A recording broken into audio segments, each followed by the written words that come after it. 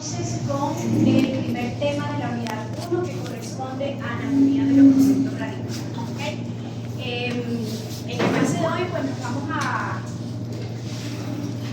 La intención es que ustedes aprendan mucha terminología que quizás han escuchado, pero que quizás no saben muy bien de dónde viene la cosa. Afianzar obviamente algunos términos que vamos a empezar a utilizar de hoy en adelante hasta que, como les dije en la clase anterior, dejen o decidan no ejercer más la autonomía. Muy bien, cuando hablamos de anatomía, específicamente de los conductos radiculares, nos vamos a encontrar con varios factores que pueden alterarla o que pueden afectarla.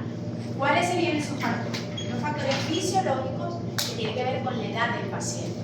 No es lo mismo que nosotros analicemos la radiografía de un niño de 9 años a la del abuelito de 80, porque sabemos que nos vamos a encontrar con diferencias significativas en cuanto al tamaño del espacio que ocupa la pulpa en cada uno. ¿Okay? En el niño está recién formado, está más amplio, vamos a ver algunas características que nos van a llamar la atención. En el paciente adulto vamos a ver ese espacio pulpar quizás bastante reducido y en algunas ocasiones ni se observa con claridad. Hay algunos factores patológicos, la caries, los traumatismos, nos van a ocasionar alteraciones importantes de la anatomía interna de ese diente y eso lo vamos a considerar al momento del abordaje del diente.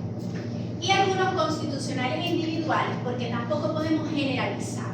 Nosotros para ello es que nosotros utilizamos una radiografía periapical del diente que vamos a tratar. Porque aún en un mismo paciente nosotros podemos tener tratamientos en los dos incisivos centrales y cada uno con características muy particulares. Podemos tener un conducto amplio en uno de los conductos y resulta que el otro diente está calcificado o tiene alguna resorción, en fin, adelante. Siguiente.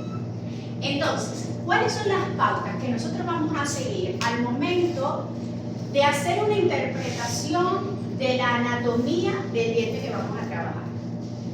Por supuesto que tenemos que partir del conocimiento que ya ustedes traen. Cuando yo hablé en la clase de instalación les dije que ustedes traen una base de algunas asignaturas que son importantes del primer y segundo año, que sirven por supuesto de punto de partida para el aprendizaje de esta especialidad. Entonces, ustedes traen un conocimiento en cuanto a forma, tamaño, disposición de conductos, en este caso de raíces, de anatomía dental o morfología. Y ustedes traen ese conocimiento. ¿Qué es lo que vamos a hacer con la clase de hoy? Complementar esa información con lo que tiene que ver con la parte interna del diente. Porque no siempre lo que tenemos externamente es lo que se refleja internamente en el diente. Y vamos a adaptar esa anatomía que yo conozco a la edad del diente y a los procesos patológicos. Porque mi paciente, yo le voy a hacer el tratamiento de conducto, el incisivo central superior derecho, de un niño de 9 años, cuyas características van a ser diferentes al mismo diente en mi abuelito. Entonces, ¿eso cómo lo determino yo? Con esa interpretación que yo hago de esa radiografía inicial. Por eso es que yo deduzco luego, con toda la observación clínica y la interpretación radiográfica, esas características que son propias del caso. Yo voy a trabajar un incisivo central, tú también lo vas a hacer, pero las características de un paciente a otro cambian, ¿ok? Y las condiciones también en las que vamos a trabajar también van a variar.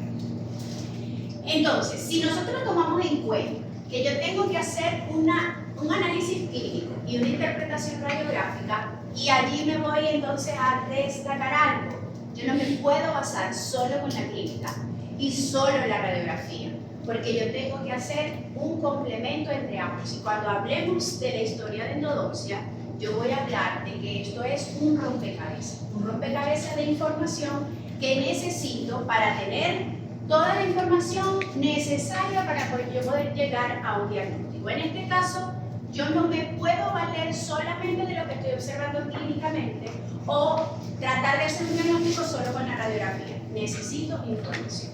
Y a veces tengo yo que hacer pruebas y evaluar para yo poder decirle al paciente el del problema es este diente o poder resolverle como él quiere que le resuelva. Entonces, si yo les digo a ustedes que observen esas imágenes que corresponden a qué grupo dentario, incisivos centrales específicamente, ¿qué le llama la atención de esos dientes?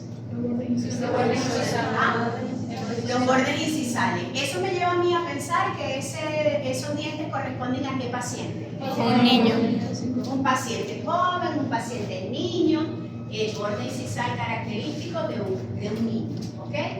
Si nosotros complementamos con la información radiográfica, dale la siguiente.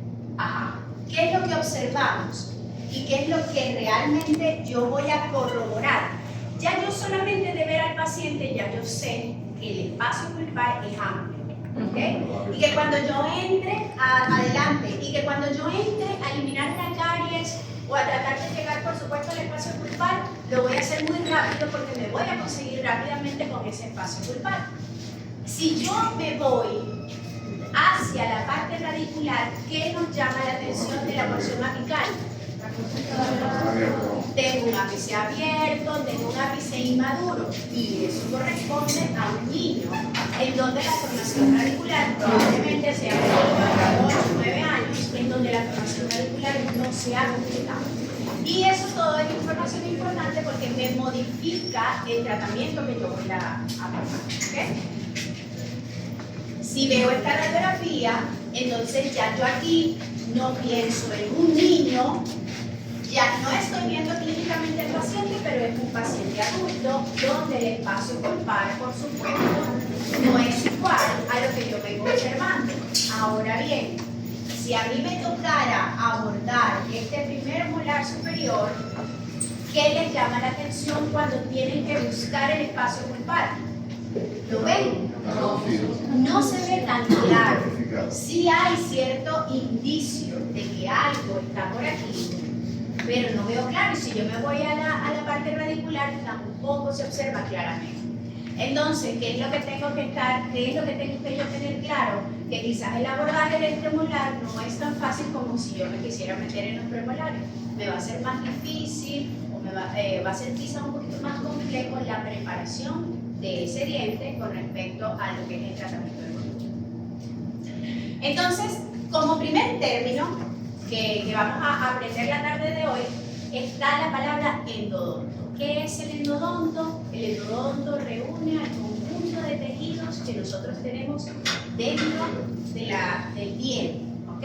Entonces, si desglosamos esta palabra, la siguiente, endo significa dentro, donto significa diente. Entonces, ¿cuáles son esos tejidos siguientes? ¿Cuáles son esos tejidos que nosotros tenemos dentro del diente? Duros y blandos. ¿Ah? Tejidos duros y blandos. Tejidos duros y blandos. ¿Quién es el tejido duro? La dentina. La dentina. Y hay otro tejido. ¿Ah? El esmalte lo tenemos por fuera.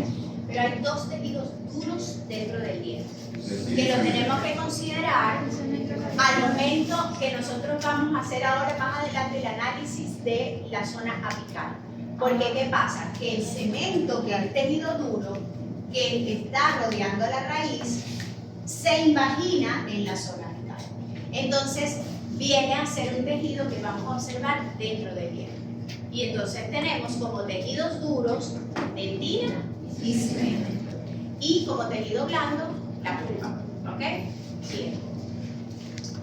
Cuando hablamos de lo que es la configuración interna del diente y que es el espacio que nosotros vamos a trabajar, encontramos el término cavidad pulpar. ¿Qué sería entonces la cavidad pulpar? Todo el espacio que está dentro del diente albergando el tejido pulpar.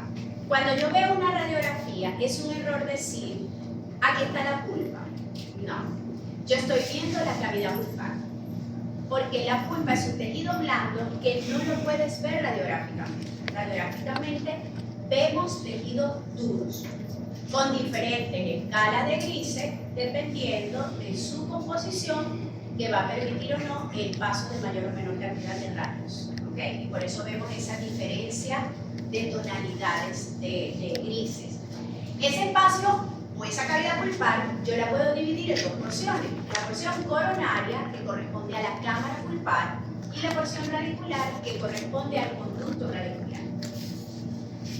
A nivel de cámara, yo debo identificar algunos puntos importantes que quizás ustedes también lo han escuchado anteriormente.